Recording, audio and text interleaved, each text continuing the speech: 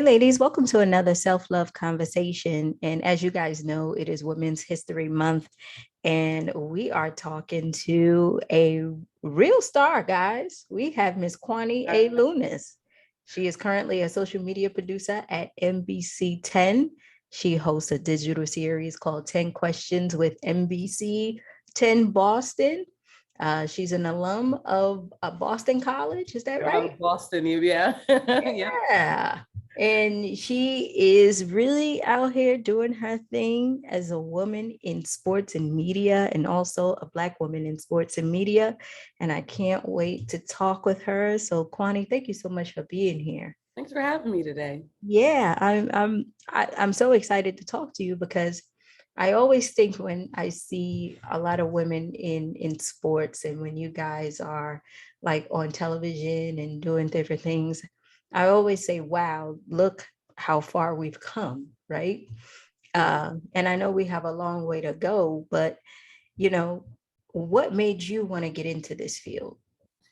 Great question. So to sum it up as quickly as I can, I went to Boston College, as you mentioned, in my freshman year. I thought and knew I was going to be a lawyer. So I had declared poli-sci, and I remember distinctly the first class I went into, and everyone raised their hand for whatever the first question. Like, I literally blanked out. I don't remember what the question was, but everyone's raising their hands immediately. And I'm just sitting here like, I don't even know what this person just said. So in that moment, I definitely felt as though I didn't belong. And I always look back and say, obviously, if I had put my mind to it and really been dedicated, I could have caught up and figured it out and really just been dedicated to the whole poli-sci major and obviously eventually go to law school. But sometimes you just need that one moment where you're like, what else is out there? And that's what I think that moment was for me. And my freshman, that same year, I had also really wanted to take a public speaking class because even though, as you can see, I talk, I can talk, I like to talk. I wanted to figure out how to like formally do it. Like what can you learn about speaking, I guess, more properly? I don't even know. Right. Obviously an English class could have done that as well, but I was just really intrigued by the title. So I signed up for that class. It was really fun. And I think by sophomore year at BC, you have to declare your major. So at that point, I had taken that class. I think I had taken a mass communications class as well. So in my head, it really was just, all right, how will I get, like, what major will I have that will get me graduating in time? And by then, since I had taken so many comp classes, I was like, why not? It's a broad major enough where I can just figure it out down the line, down the road. And then by junior year, I was working for the BC women's basketball team, managing the team. And between that and the NABJ conference, the National Association of Black Journalists, they were in town that summer where I was staying anyway. Right. So I remember someone hyping me up to go. I don't know why, but I was like nervous. I was like, I want to go to this conference. I'm not sure what to expect. And being there for that weekend and seeing other Black journalists, mainly in sport, I think that's when it all came together. And after being at that conference, I felt as though I was a late bloomer because I was like, all right, I have catching up to do. I had all this advice that was given to me during the conference about how to build your demo reel and what your resume should look like. Right. So my senior year of college, I joined the Boston College television station. I joined the radio station. I got 2 internships. I just was trying to hustle so that at least my resume would have enough, even if I'm not as qualified as someone else, at least it looked like I was trying to be focused on broadcast in general. And that kind of led to the first internship that I ended up getting here in Boston. And that translated to a second internship, and that kind of got the ball rolling of just having stuff on my resume that were relevant to the field that I wanted to be in. That's awesome. And I was also thinking while you were talking, just all the things that you went through to actually figure out what it is that you like, right? And how much we go through life thinking we want to do one thing, and then all of a sudden we discover a passion for another. Exactly. And once you walk into it and you see exactly what it's like, what was that like? Was you like, oh my God, I made a mistake? Or, oh my God, this is something, that I think is for me? Because we hear so much about women in journalism, especially in the sports arena, where, you work hard to make your voice be heard, meaning that, you're at a round table with a whole bunch of men, or you're trying to make sure that your point gets across, or you're funny enough, or they take you seriously. So when it was time for you to get in that environment and you saw everything, what was that feeling like? Did you feel like, yeah, this is something that I can accomplish and do? Yeah. So there, when you were talking, there were 2 points that I'm going to make. I'm going to answer your question, but there's a little bit of a backtrack, which I feel as though I don't talk about this part enough. But my freshman year, I did everything. I was the president of my residence hall. I was in the Voices of Imani Gospel Choir at BC. I was literally involved in everything. I auditioned for an a cappella group in addition to that. And I ended up getting into the a cappella group, and I loved it. And singing had always, up until that point, I always thought like, oh, like I'd be a part-time singer. Like I was just really obsessed to the point where I think when I was in high school or middle school, my parents were like, all right, if you're serious enough about it, they hired a voice coach for me because I really wanted to get into music. And I thought I wanted to be like a songwriter at one point. Like I flip-flopped over the years. So I remember distinctly though, being on that a cappella group, and there was this one day where I realized that that I had just joined the women's basketball team managing, and I realized that we had practice, and I ditched practice. Like I didn't tell them. I don't think I even told them why, but I was like, I can't make it to practice today. Right. And on my walk down, that we have this thing called the $1 million stairs at BC. I don't know if they've ever cleared up whether or not it costs $1 million to build it, but if you're walking up that stairs, you feel as though you deserve $1 million because right. It's that steep. Been walking down to the athletic center to go to cover this work for this practice for the women's basketball team. And I remember thinking to myself, I have to quit the a cappella group. And even though music had been something that I had loved so much up to that point, I realized that these two things were colliding and that I was going to have to let one go.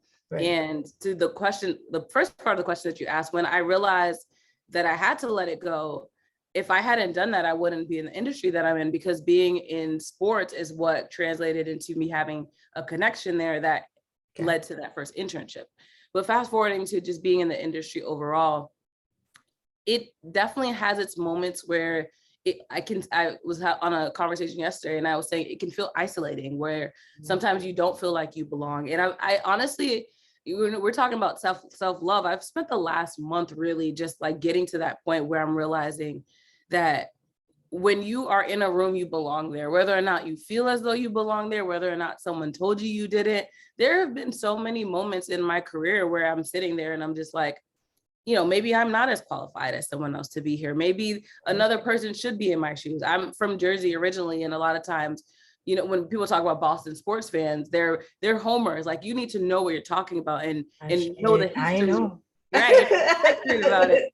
And there have been times where I was like, okay, maybe I'm not like a homer enough to even be in this position. But I look back and I'm like, I do belong here. And obviously I have a bit different perspective. I think sometimes not being from here gives me a perspective that helps when it comes to storytelling, because maybe I'm a little less biased. Or I was even talking to another colleague a few days ago about how when I was working at NBC Sports Boston, Tommy Heinsohn, a Celtics legendary coach, broadcaster, and player, I would talk to him every day because he was from New Jersey too. And I took that, I didn't take it for granted, but when I met him, he wasn't as big as a star to me because I was just like, oh, you're another guy from Jersey. But now I cherish those moments because like, oh, I was able to learn so much from this great person that has done so much for the city when you talk about basketball. So again, having different perspectives never hurts. So if you're in a room, you belong there no matter what, is what I'm starting to realize, even though there are going to still be moments where. Yeah, well, see, I'm here in Atlanta, and one of the things is that, when we have women in sports, one of the things that they say is how the guys try to be nicer when a woman is around, right? Or when women come around and you're talking about sports, you can't be as harsh because the back and forth, you can't make as many jokes, right? You can't, like your man cave kind of thing goes away. That's right, goes away because a woman is in the room. So you try to watch her language and you try to watch everything. But from what it is that you do you actually see, like when you are doing interviews or if you are reporting on something, do you see that shift happen, or do they just treat you just like one of the girls and one of the homies and you just talking about sports?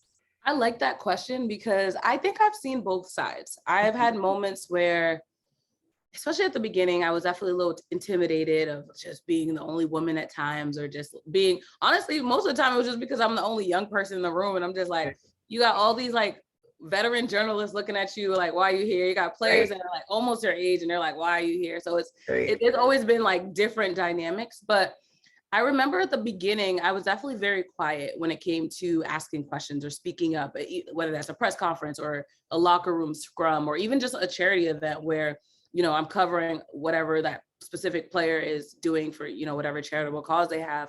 And I would be really quiet and just like, you know, be in the bag doing social media stuff because that was my role.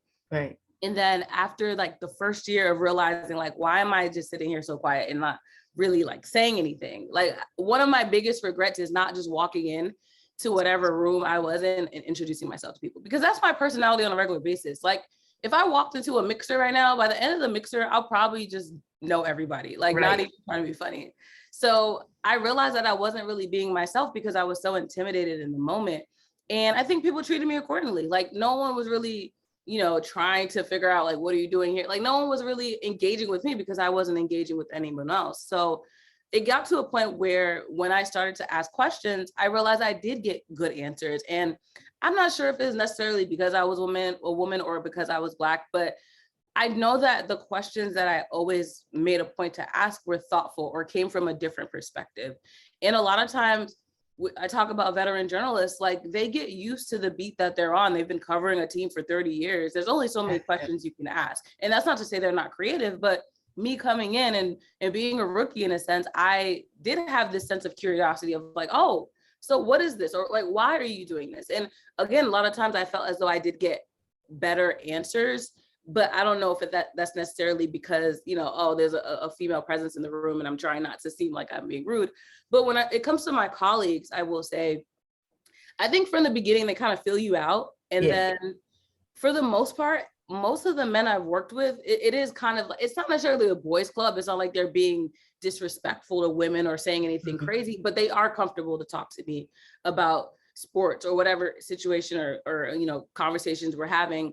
I had a coworker, he's still at the station, Tom Curran, and we would be in our old building in Burlington and we would talk about everything. And from the surface, you'd look and you're like, okay, older white man, younger Black woman, they have nothing in common. And yet we'd be sitting in like the desk and having all types of conversation. And there were points where we would agree to disagree about specific topics, but I was like, this is what it should look like. This is what co-working should be like, being able to have a conversation with someone. And if it comes to disagreeing, you disagree, but figuring out how other people think. Because as journalists, if we can't understand or even try to consume the perspective that someone has, then you can't be a good journalist, because you have to be willing to cover stories sometimes that you may not necessarily want, or talk to an athlete that may not have the same views as you, because that's what journalism is about. It's not even about you really in that moment.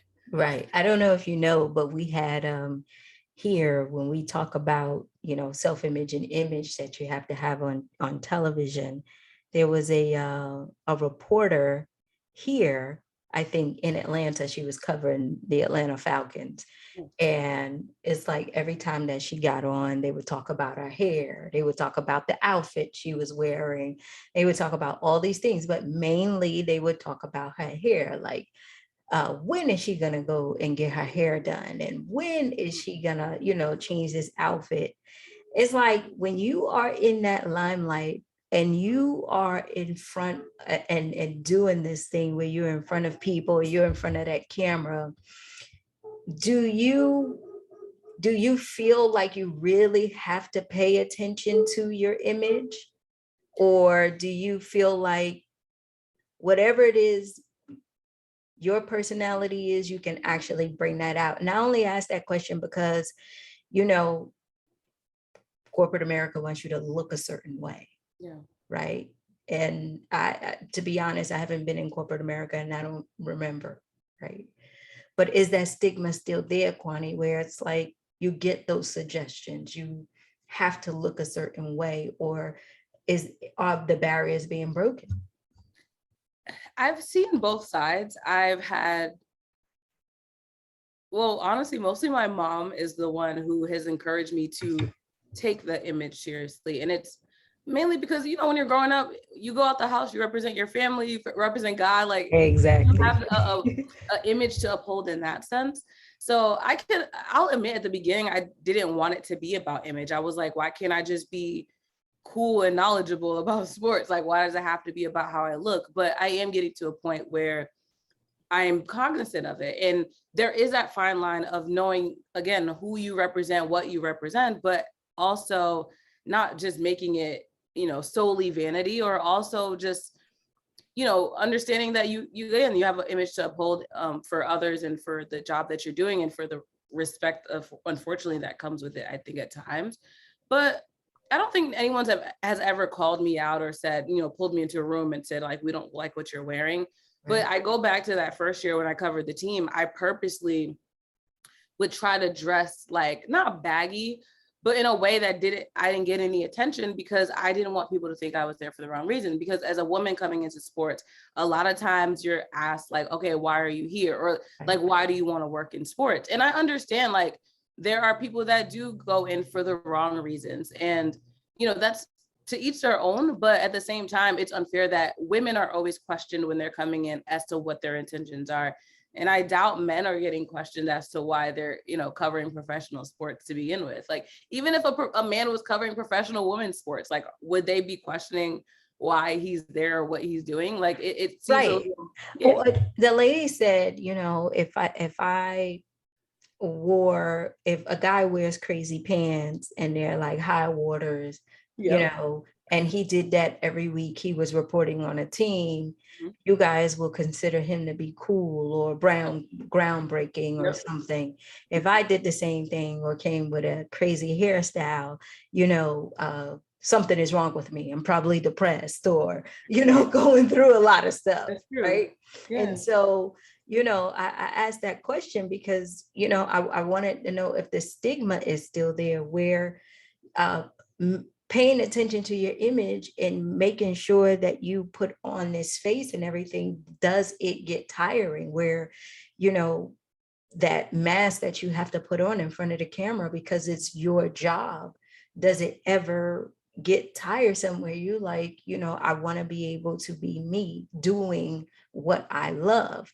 But if it's something that comes with a job and it's something that is a part of the work, you know, how do you manage it all where you still feel like yourself while you're basically trying to make sure that you're fulfilling all the things that you need to continue to do what you love? You know what I'm saying? It's kind of like that gray area where you're basically putting on this face to do what you love. Is it authentic?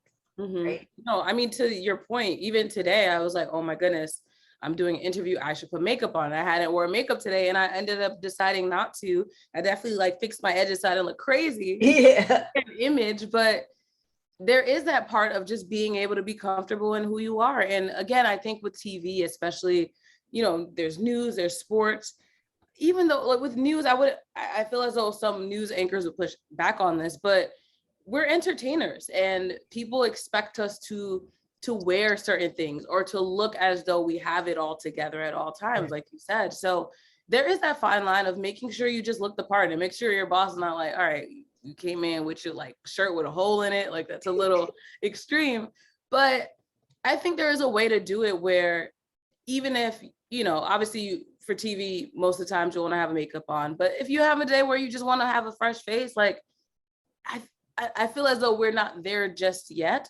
Yeah. But at least with clothing, you can use that as a form of self-expression. Not wearing, okay, maybe again a shirt with a hole in it, but maybe finding something that's more comfortable to your style versus wearing what you think every other news anchor has to wear, which is at the beginning what I did. I was wearing these dresses, and I remember one of my friends, Princess, I'll shout her out actually. She was like, you always wear these old news lady dresses. And it came from a place of love where I was like, I'm not even mad at you, because that's literally what I was doing. I was wearing what I thought I had to wear. At the beginning, I had like weaves and wigs, and, you know, I was trying to, and again, that's nothing against wigs and weaves. Like, Right. Right. like, you know, Black women, we can rotate, like we Right. can have multiple hairstyles. But I realized that the reason why I was wearing them was because I felt as though I had to be able to be successful. And I remember telling, I think my cousin that I was like, yeah, I have to do this. And then one year I was just like, you know what, I'm gonna get some braids. And then I didn't look back.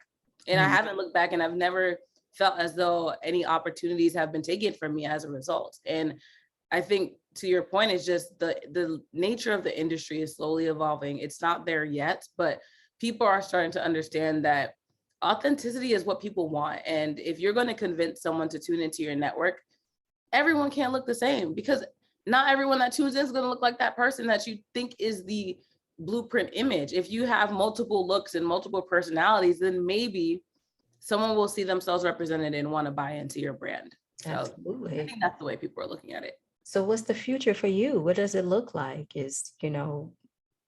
Are you that next Oprah? Are you that next anchor on ESPN? What are some of the things that you have as far as your aspirations moving forward?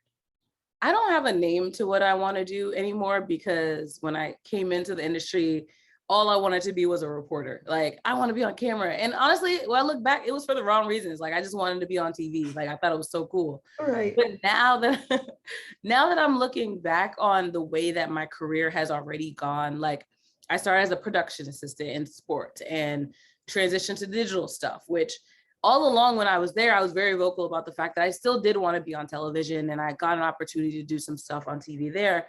But then once I evolved into that digital space, I realized, like, oh, digital has a lot of reach as well. And so now that I'm on the news side and still dabble with the sports side, because we all work in the same building. I actually just did an interview yesterday, and the place I used to work, one of my coworkers texted me, she was like, hey, we're actually using one of your sound bites from your interview for our site as well. So the fact that I've been able to kind of still, well, really stay in sports, but also dabble in the news side. And then the show, The Hub Today, that I'm on is entertainment and lifestyle.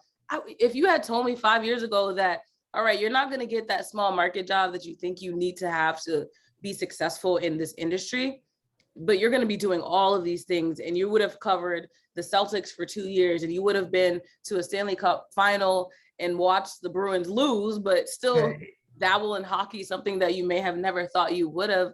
I would have never believed you, because I was so focused on, like, oh, this is what I think my skill set is, and this is how I can do it. But now I like to think I'm a Swiss Army knife. I can do a lot of different things. I can edit, I can report packages, I can go cover a story, I can interview someone. Like, there's so many things that I can do. So any job that lets me work up to my strengths, but also help me grow in other areas, is what I'd be willing to do. But I think the overall goal for most people in television is obviously to be on a network. And for me, New Jersey is, next to New York. That's the number one market in television anyway. So long term, if I could get to New York, that obviously would be a dream come true. But I don't know where that would be. I don't know if it'd be at a network there. I don't know if it'd be at a digital platform, whatever that looks like.